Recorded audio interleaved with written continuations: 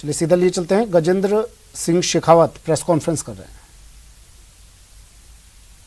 छोटी छोटी अबोध बालिकाओं के साथ में गैंगरेप होना, अत्याचार होना, गैंगरेप के बाद में सरकार का और पुलिस का उन गैंगरेप के पर पर्दा डाल करके छुपाने का प्रयास करना, और इतनी सारी घटनाओं होने के बाद में उन घटनाओं को बदतमीजी के साथ में बदतमीजी की पराकाष्ठा करते हुए विधानसभा के पटल पर उस लोकतंत्र के मंदिर में मर्दों का प्रदेश कह करके जस्टिफाई करने की कोशिश करना, उन सारी घटनाओं के लिए रिश्तेदारों को, नातेदारों को दोषित ठहराने का प्रयास करना, और बाद में बेशर्मी के साथ में कि हम ज्यादा केसेस रजिस्टर करने लग गए इसलिए ये नंबर बढ़ गया है, इस तरह से अपने और समाज की आंखों में धूल झांकने का प्रयास करना अब ये राजस्थान में नया विषय नहीं रह गया है।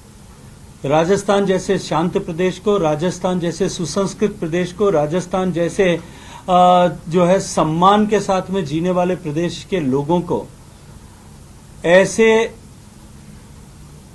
भयानक स्थिति में लाकर खड़ा करने का पाप जो है राजस्थान के नेतृत्व ने, राजस्थान की सरकार ने किया है, और राजस्थान की जनता इसके लिए उनको कभी माफ नहीं करेगी। एक एक उंगली पर एक एक दिन गिन करके एक एक उंगली के पोर पर राजस्थान की जनता काट रही है। समय आने दीजिए, राजस्थान की जनता वो बदला लेगी कि इसकी कल्पना करके भी इनकी रूह आने वाले समय में कांपती रहेगी। वो हमेशा कहते रहते हैं कि रिपीट जनता से जो भी बात मानते हैं कि जन आशीर्वाद मिलेगा और ये सारा सब कुछ है, तो क्या लगता है कि देखिए, जन आशीर्वाद की कामना करना ये उनका मुझे लगता है कि अधिकार है। हर एक व्यक्ति का अधिकार है कि वो जो लोकतंत्र के क्षेत्र में काम करता है, राजनीतिक क्षेत्र में काम करता है, वो जन आशीर्वाद की कामना करे, याचना करे, अभीप्सा करे। लेकिन जन आशीर्वाद के योग्य बनना नितांत जो है वो अलग पक्ष है। हम उसकी उस योग्यता की कसौटी पर वो कितना खरा उतरेंगे ये उनको आने वाले समय में पता लगेगा। सर, ये लोग बार बार कांग्रेस रिपीट होने की भी बात कर रहे हैं कि आने वाले इलेक्शन में हमारी अच्छी योजनाओं के कारण हमारी सरकार रिपीट होगी। मुझे लगता है कि कौन सी ऐसी योजना है जिसको धरातल पर सफल वो ठहरा सकते हैं। चिरंजीवी योजना को कटघरे में उनके खुद के विधायकों ने खड़ा किया है। आप सब लोगों ने देखा है, विधायकों को धरने पर बैठना पड़ा, लोकसभा में विधानसभा के पटल पर प्रश्न उठाने पड़े। कौन सी ऐसी योजनाएं जो धरातल पर उतर गई? कौन सी योजना है जो धरातल पर साकार हो गई है? केवल बजट अच्छा दे करके, बजट मूलतः क्या होता है? सरकार का पैसा कहां से आएगा और कहां जाएगा, इसका लेखा जोखा बजट है। हमने बहुत अच्छा बजट दिया है, इसको लेकर के आत्मश्लाघा में जीना, सेल्फ कॉम्प्लिसेंसी के साथ में जीना, अपनी पीठ खुद ही थपथपाना, और उन हवाई किलों के आधार पर सरकार को वापस रिपीट करना, ऐसी आत्मश्लाघा इन्हीं को मुबारक है। इन्हीं को उसके साथ में जीने दीजिए, जनता हिसाब अपने आप बराबर कर देगी।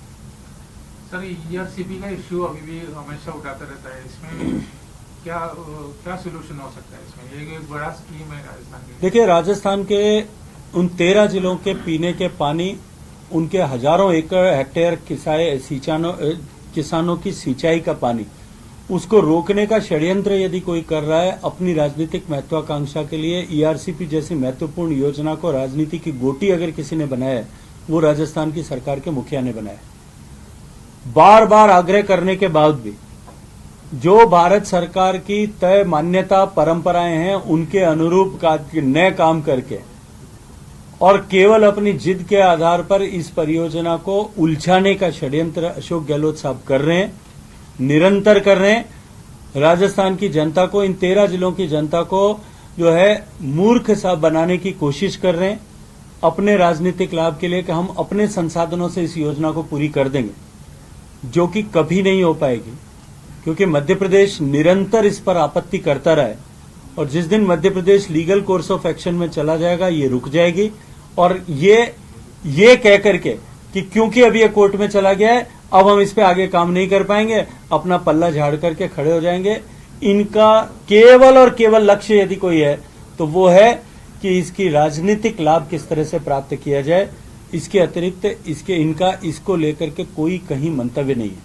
मैं एक प्रश्न आपसे पूछना चाहता हूं, ये बजट आपके सामने रखना चाहता हूं और आपके माध्यम से राजस्थान की जनता के सामने रखना चाहता हूं। बजट की बात करते हैं, बजट में घोषणाओं की बात करते हैं। 2018 का जब सरकार बनी थी, उसके बाद का 2019 का बजट उठा करके देखिए, 19 के बजट में जोधपुर लिफ्ट कैनाल बनाएंगे, उसकी चर्चा की गई थी। आज 2022 में हम सब बात कर रहे हैं। 4 बजट सरकार प्रस्तुत कर चुकी है। आखिरी बजट आना, जो बजट एक फौरी तौर पर आएगा, उसकी जो है केवल वो एक प्रतीकात्मक बजट होगा, सिर्फ वो बचा है।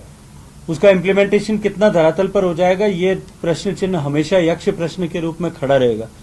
लेकिन 2018 में जिसकी घोषणा की थी मैनिफेस्टो में, 2019 में जिसको बजट में घोषित किया था, वो भी आज धरातल पर तो उतरना दूर, कागजों से बाहर भी नहीं निकल पाई है। उसकी टेंडर प्रक्रिया भी अभी चल रही है। मुख्यमंत्री अपने गृह जिले, गृह क्षेत्र के पेयजल की समस्या के लिए जो स्कीम है, उस थर्ड जो फेज ऑफ कैनाल को भी आज अगर पूरा धरातल पर नहीं उतार पाए, तो राजस्थान की दूसरी जनता को उनसे क्या अपेक्षा करनी चाहिए। मोबाइल भी अब मिलने वाले, स्मार्टफोन भी मिलने वाले। हाँ, मुझे लगता है कि मोबाइल मिलने के पीछे जो पीछे का षड्यंत्र है, वो कुछ दिनों में आप सब लोगों के सामने, आप सब लोग ही उसको चलाते हुए दिखोगे। गजेंद्र जी, एक आपने जो है वो जब ईआरसी का इशू उठा था इतना पूरे राजस्थान में, तो बीजेपी ने एक योजना बनाया था कि भाई वहाँ पे आप खुद जाएंगे और सभाएं करेंगे, लोगों को हमारी पार्टी के सभी वरिष्ठ कार्यकर्ताओं ने वहां जाकर के अलग अलग जगह पे, जिले पे, मंडल पे इस तरह के कार्यक्रम किए हैं और लोगों के बीच में इस विषय को स्पष्टता के साथ में रखा है। मैं आप सब मीडिया के बंधुओं से आग्रह करूंगा, आप इंडिपेंडेंटली वहां जाकर के इस विषय के बारे में लोगों से चर्चा करिए। ईआरसीपी का दोष जो है, दोषी कौन है, वो जनता आपको खुद बता देगी। शेखावत साहब, जेजेएम की स्थिति क्या है? क्या कुछ प्रोग्रेस हो पाई? आपने देखिए, जल जीवन मिशन की प्रोग्रेस के प्रति मैं पैन इंडिया बात करूं तो पूरे देश में आजादी से लेकर के 2019 के दिसंबर तक जब ये प्रोग्राम शुरू हुआ था, धरातल पर जल जीवन मिशन पे काम शुरू हुआ था, तब तक 3 करोड़ 23 लाख कनेक्शन थे। आज मैं गर्व के साथ में कह सकता हूं कि जो आंकड़ा बढ़ करके 10 करोड़ 30 लाख को पार कर गया है।